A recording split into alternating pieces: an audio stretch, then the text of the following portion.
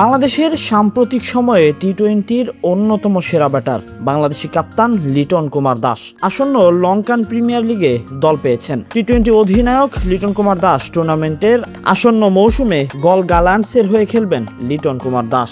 নিজেদের সামাজিক যোগাযোগ মাধ্যমেই লিটনকে দলে নেওয়ার ঘোষণা দিয়েছে গল। ধারণা করা হচ্ছে সরাসরি চুক্তিতে তাকে দলে নিয়েছে ফ্র্যাঞ্চাইজিটি।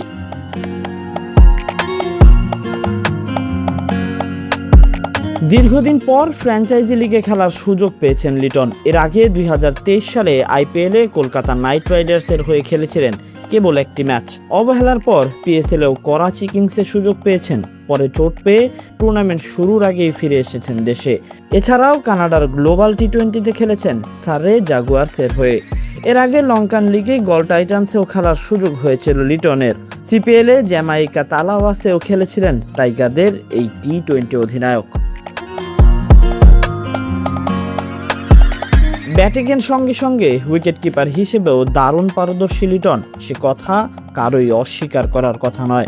আন্তর্জাতিক টি-20তে 120 ইনিংস খেলে 23.49 গড়ে 2702 রান করেছেন লিটন। স্ট্রাইক রেটটাও 126.79। 50 হাঁকিয়েছেন এখন পর্যন্ত 16টি। এলপিএলের এবারের আসরে এখনও পর্যন্ত 3 বাংলাদেশের খেলা নিশ্চিত হয়েছে। জাফনা কিংসের সরাসরি চুক্তিতে খেলবেন সাকিব আল হাসান ও তাসকিন আহমেদ। এবার লিটনের খেলা নিশ্চিত হয়েছে গল গালান্টসে।